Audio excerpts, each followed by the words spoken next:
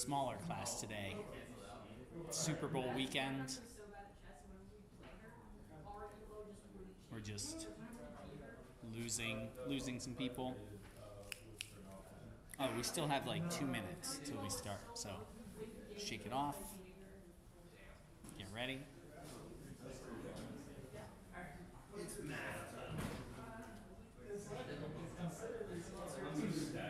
Sorry? Like in general, or for this weekend? This weekend, in general, usually Eagles. So that's all Philly. My grandparents both met there. Eagles are great. What's the least popular sports team? I gotta figure out where I would The least popular? The Chiefs? Or the Browns? Lions? I feel like Detroit has like diehard fans. But that just makes people like them even more.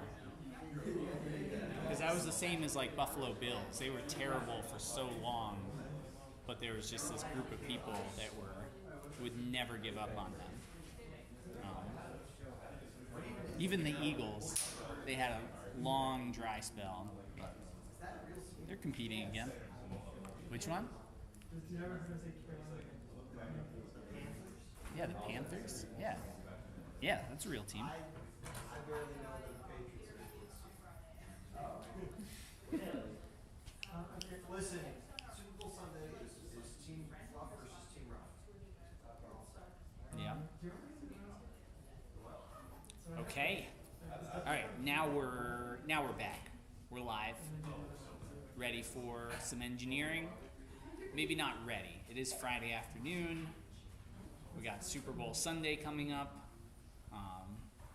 with some big sports fans here that can't wait to get out, go buy some snacks, get ready.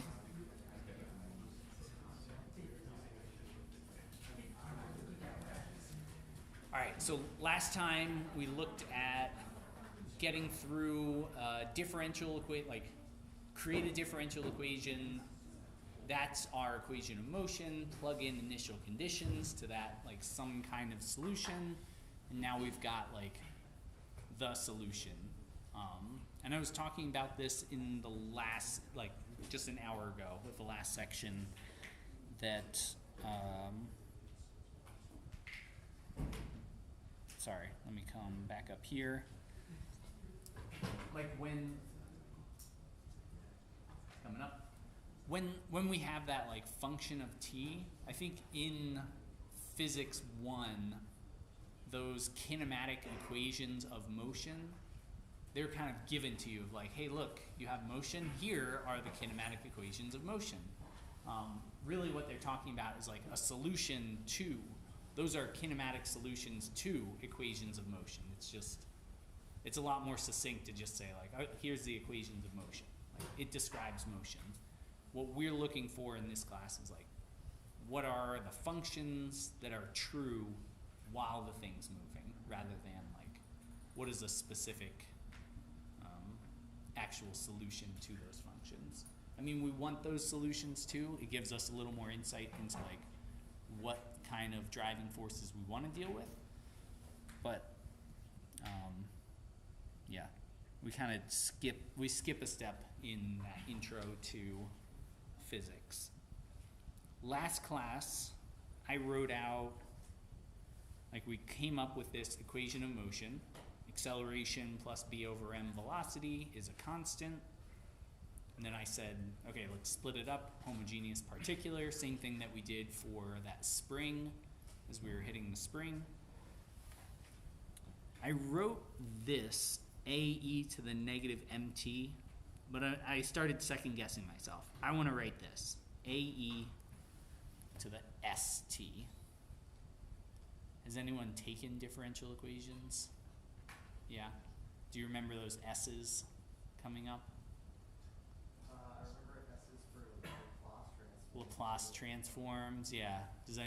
Has anyone dealt with Laplace transforms? How many S's do you end up with for Laplace transforms? Yes? Yeses? Yes, S's? Especially S? Alright, so I want to put an S in there and let's see what happens. So give it a shot. We need an X dot and we need an X double dot. What are those two derivatives, like two sets of derivatives? We'll start there. Because then we gotta plug those into our equation.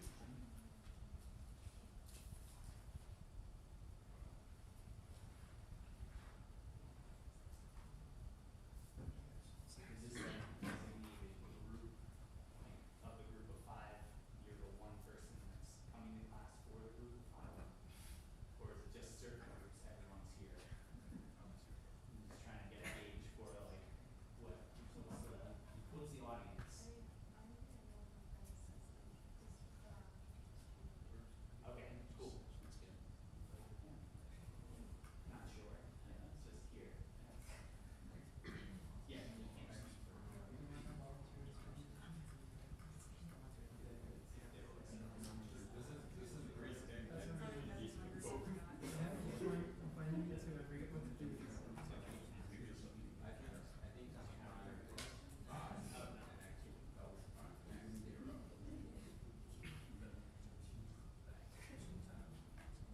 you think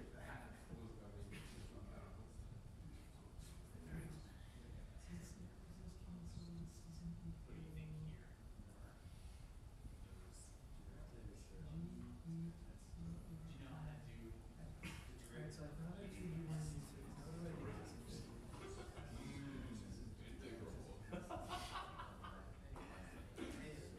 Is that like I don't know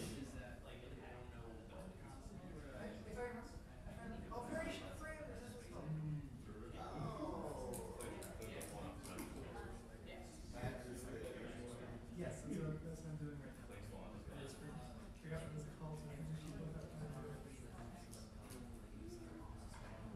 And it's U1 Y1. Right. I multiply that by that. So it comes to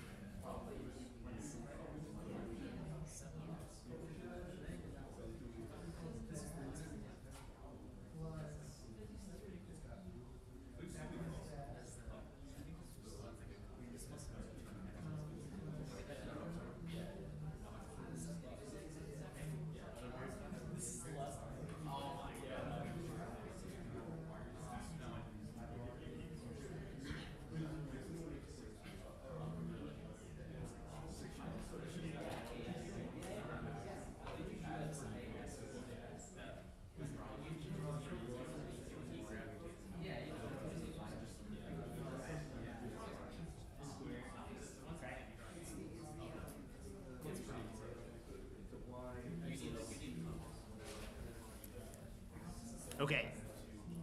AS e to the st. There was a great question as I was kind of asking, like, what is this derivative? They're like, well, is S changing? And the answer is like, no, S is a constant, but I don't know what the constant is. Like, it's, at least at this point, I'm just saying I know it's a constant, but I don't know what it is. Same with the A. A is just something. I don't know what the amplitude, I don't know what the initial value is, but I know it'll have something. Yeah.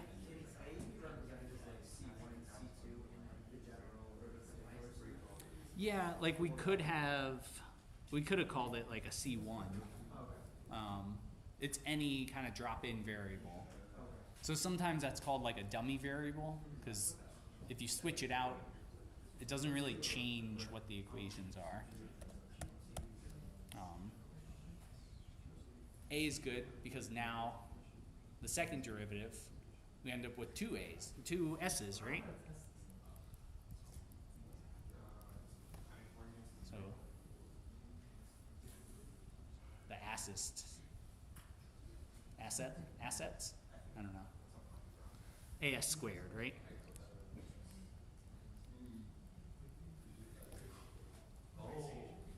AS squared. Assessed.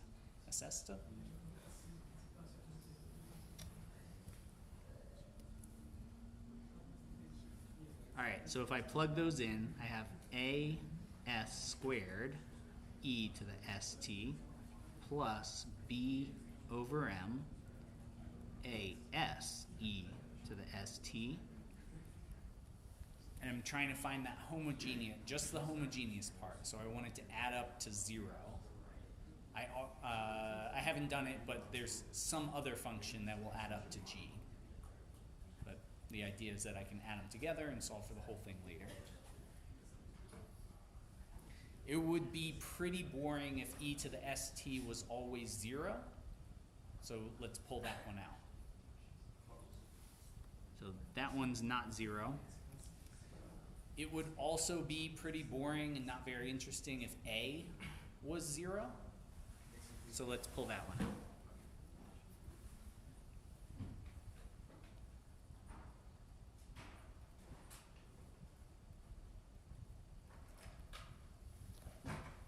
All right, Laplace transform people. Does this look familiar? No? Maybe? No? The Laplace transform would have been like s squared plus b over m s. Or like whatever, plus initial value sort of things like that.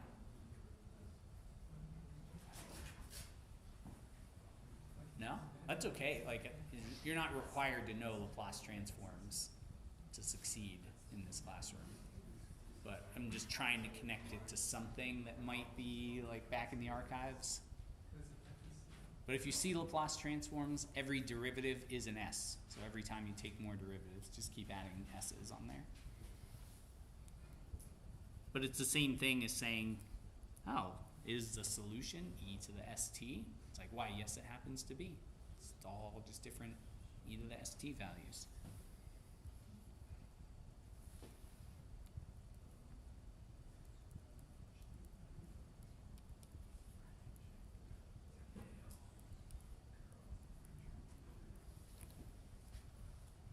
We have two answers for s now. What are those two answers?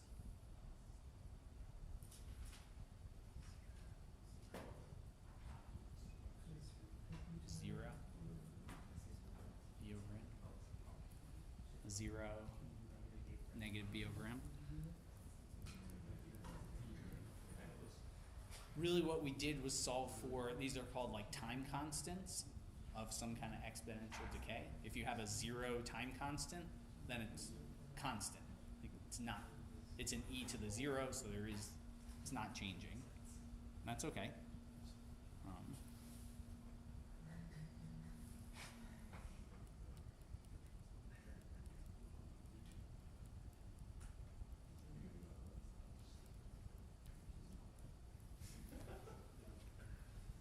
So our like homogeneous solution, like the thing that happens with no other external forces, is that we'll have some kind of exponential decay, and then it'll hit some constant value, at least for position, right? Our velocity should exponential decay to some 0 velocity, or yeah, like a 0 velocity. Again, with no external forces. So if this thing's like sliding across a table through a fluid, it'll slide for a while and then slowly reach a stop at some constant location.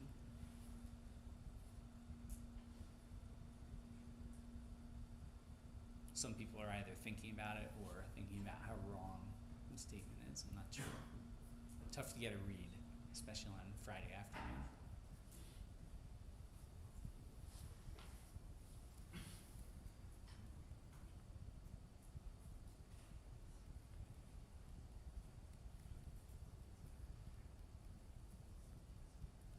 that was our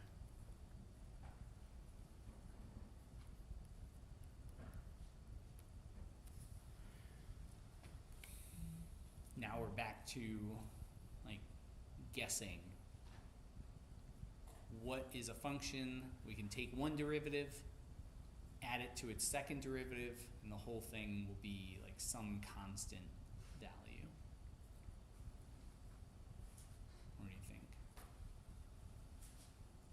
For the spring, we ended up with, like, it was just constant, right? Our particular solution was some constant value. Would that work here?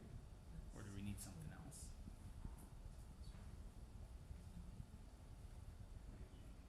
Did you already work through it, or just thinking through?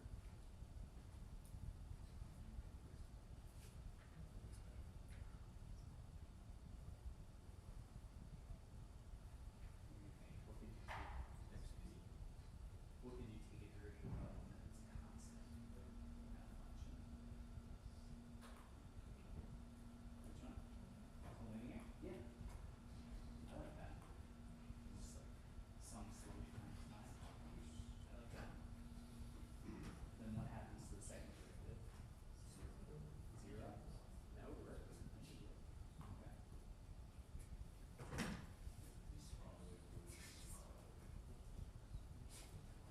What do we think about a linear function?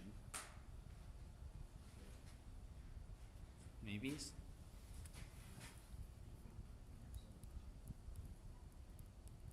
I'll call it like a B star.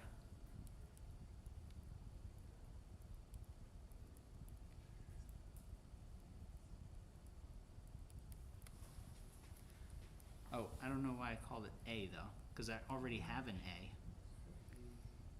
Let's call it P. Our particular slope, right?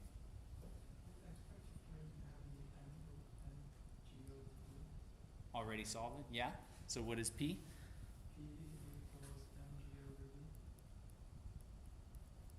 We could try it.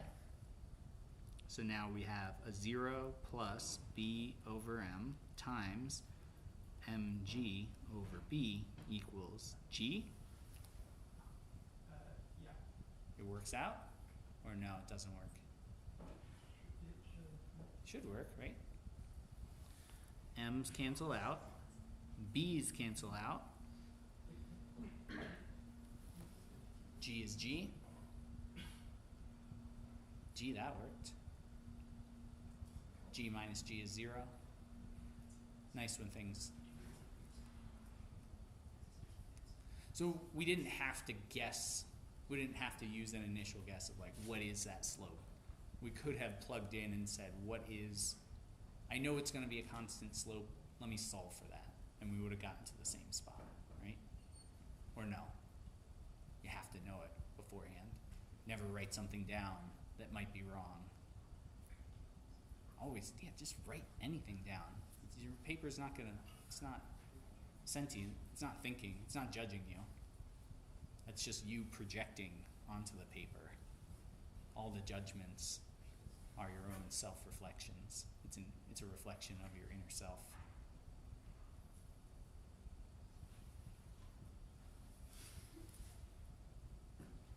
Cool. All right, we have x of t is homogeneous plus particular equals ae to the negative b over mt plus b plus mg over b times t.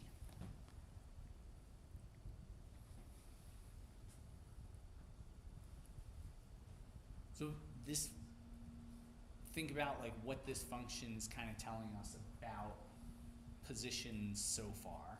Like we have some kind of exponential decay, we have some kind of constant, and then we have another like slope. So what's going to happen as time continues? Like what's this thing going to look like? If time is like 100 seconds or 1,000 seconds or 10,000, not infinite, because then it's just like you have infinite displacement. It's like, all right, that's obnoxious. My wife and my wife and I met in engineering classes. But after one, we were in trimesters at Drexel, but after one like 10-week semester, she dropped engineering. And part of it was that she felt like every math question, the answer was always 0 or infinity. She's like, what's the point in doing the math if you're always just gonna prove that it's infinite? Like it's not even a number, it's just like a concept of a number. It was between that and then vectors. She's like, I don't know what a vector is, and I never want to know what a vector is. And even to this day, she still just says, I don't need to know what a vector is.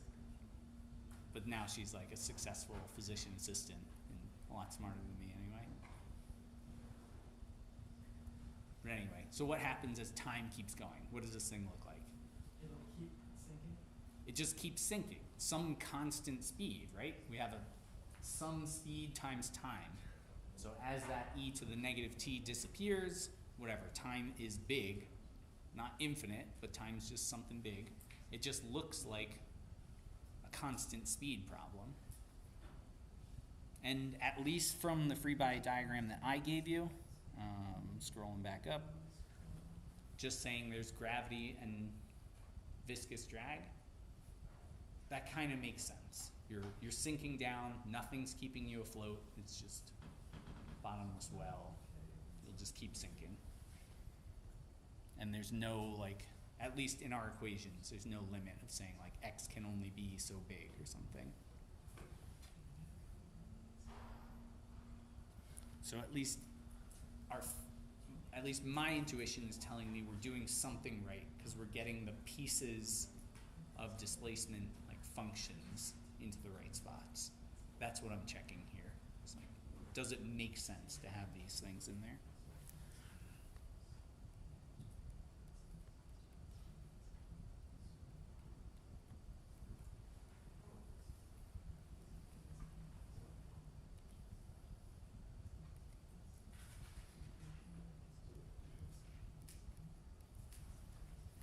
I don't know what A is, and I don't know what B is, but I do know the initial position, and I know the initial velocity. The general problem that we have here is called an initial value problem. I know the initial values, what happens as time goes on. So that's kind of what we're figuring out here. So we already figured out what function it is. So now, what are the values for A and B? So give that a shot. This one, we shouldn't need, I guess we need a little bit of calculus, right? We have to take one derivative, but mostly algebra. We should just be plugging in some algebra.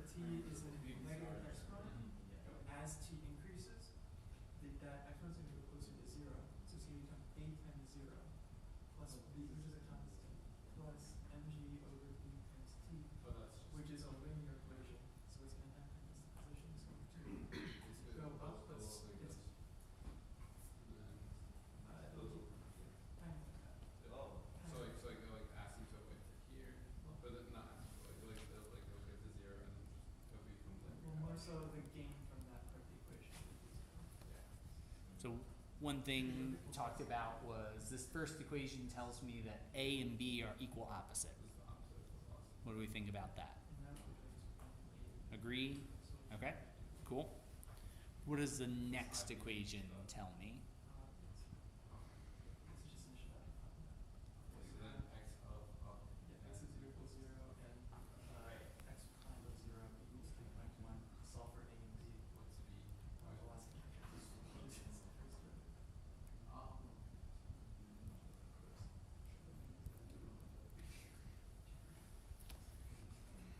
What do we have here?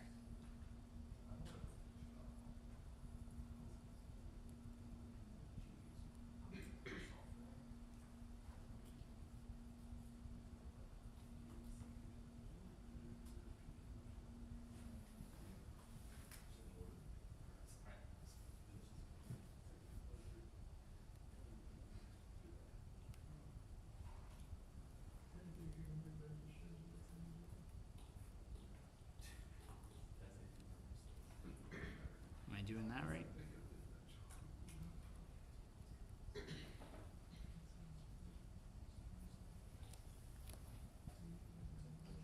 Something like this?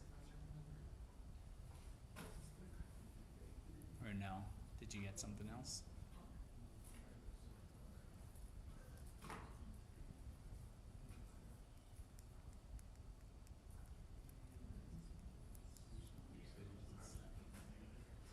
Some kind of negative?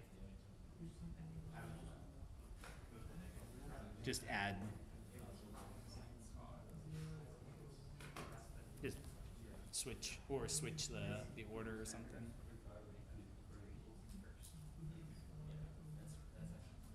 Okay.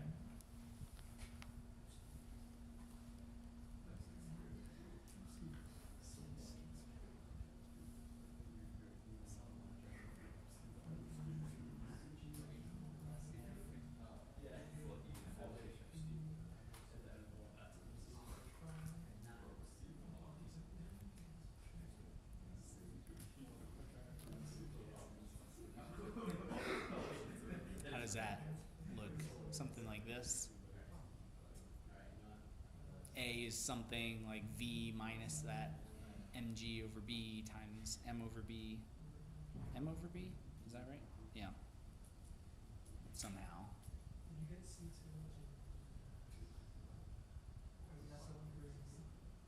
Or no? Solve for A and B? Or disagree? Agree, disagree, what do we think? Where are we at?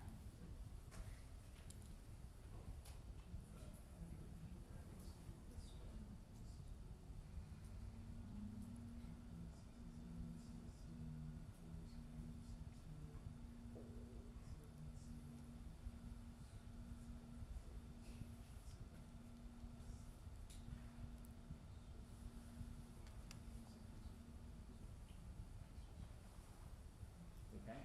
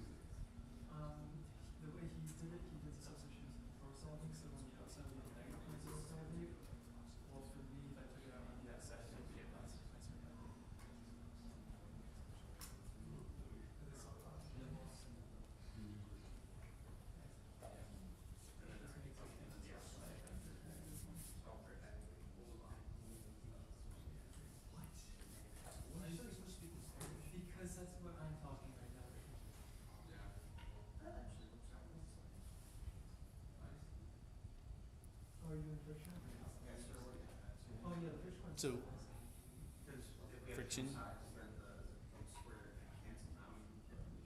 All right. What do we think about? Did we capture like motion of this system? Like, do we kind of know what's going on? We know what B is. We know how much it weighs. Like, do we know? Do we have enough information? Kind of coming back, like, why go through this? Like, we have an answer to a differential equation, but is that a helpful thing to have for this engineering problem? Maybe? No? It's okay if it's no. There's more than one way to do things.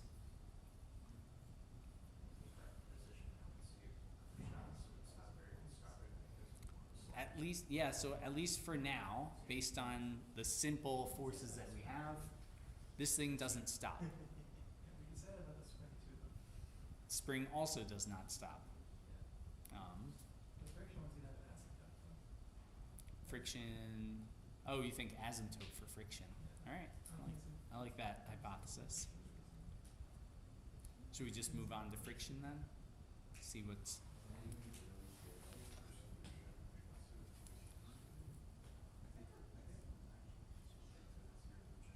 All right, so now we've got some rough surfaces. This thing drops in.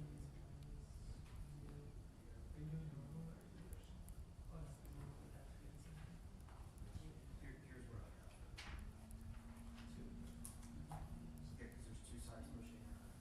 It depends on if you're using two sides pushing it. All right, we'll go through rinse, wash, repeat for part C. First step is, what is the equation of motion? Like, what, we know what forces are acting on it. We know what like how momentum changes. That's our MA. So what does MA equal to in this case? Oh yeah, and we should have, right, like an N and an N here.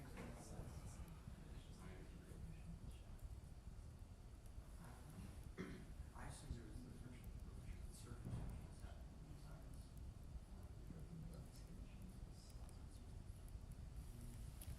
And we'll do the same thing. So now we'll have like 3 different solutions for x of t.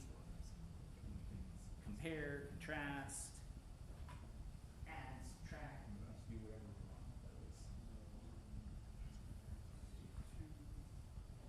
When you gave us the mu, is that for both sides of the shaft at the same time, or does one side need to come for it twice? It would be for either side. So mu,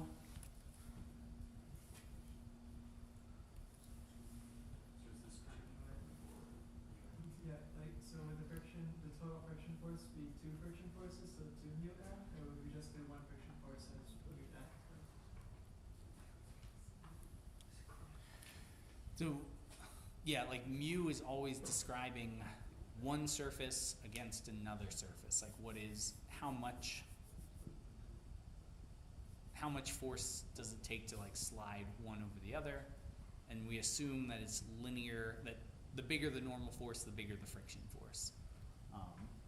So if we have, so the question here was kind of like, when we have a mu here and a mu there, and we're pressing on it, is the force of friction 2 mu n or mu n? What do we think? Do we need 2 times mu, or is it just mu? 2? Why 2? Why would it be 2? There's Some, 2 normal forces acting like on each side. okay.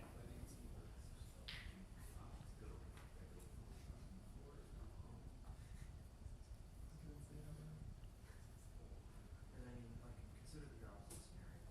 If you have one and say the other side instead of also being friction is slower, then it would be one. Yeah. Both sides of the stopper. So, do you remember doing like cuts in your statics, like, cut the system, and then there's internal forces acting. Does that sound familiar? We can do the same thing with like, what are the forces acting on this thing?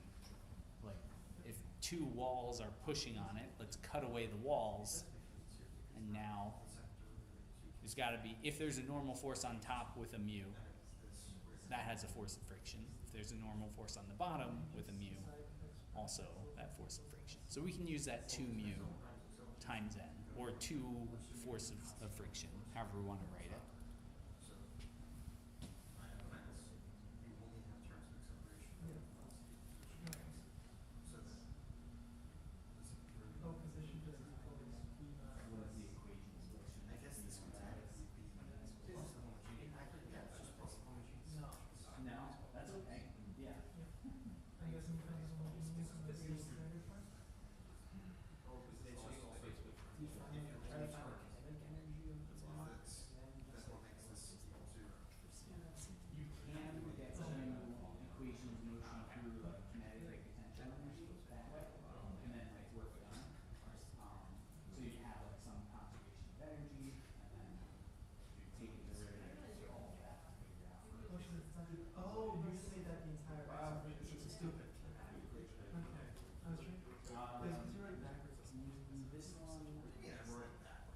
Right now, like, based on what we have drawn, we don't know if we maybe if we can show that acceleration is constant, then kinematic equation is.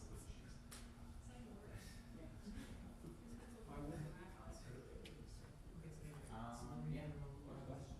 Is it constant? Think so? Okay.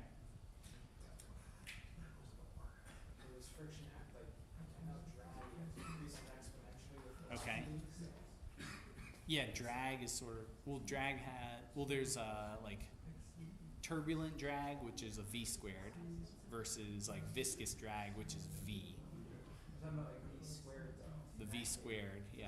What does friction act like that? Or No, friction's friction, right? Normal force times mu. That's our force of friction, yeah. So one idea that came up is that the sum of the forces is constant here, that it's not changing. So what would that tell us about acceleration? That it's constant?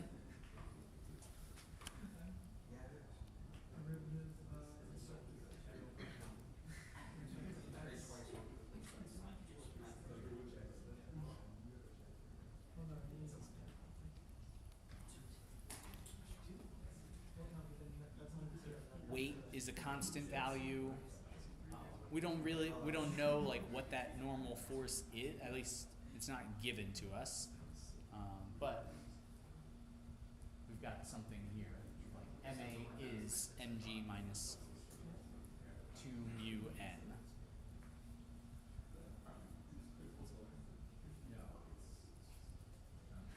So what if acceleration is constant? What does that tell us about step 2? The solution for like x of t. What does that look like?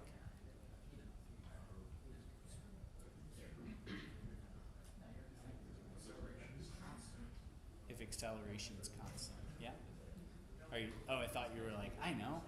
No, just like, I don't know. That's okay.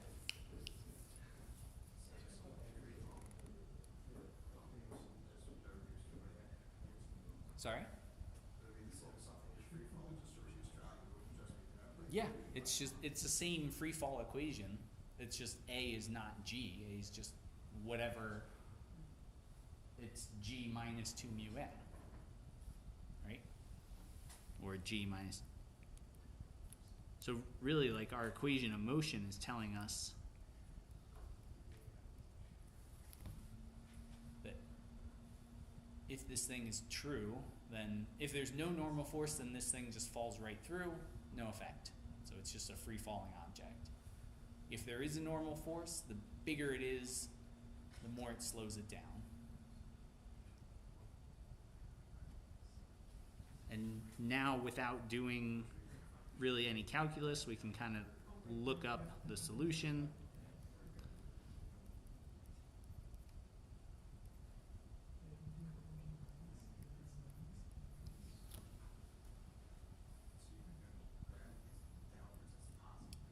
So I know at least that initial kinematic equation that we were kind of, and it gets interchanged, right, in physics 1, or am I wrong about this? Sometimes it's called equations of motion, sometimes it's called kinematic equations. Am I wrong about that? I am wrong? It does get changed? Okay. So really kinematic equations are just that. They are describing motion. They're not equations of motion. They happen to be true when acceleration's constant, but if acceleration changes, then you have a different function, which we just figured out from the last 2 cases.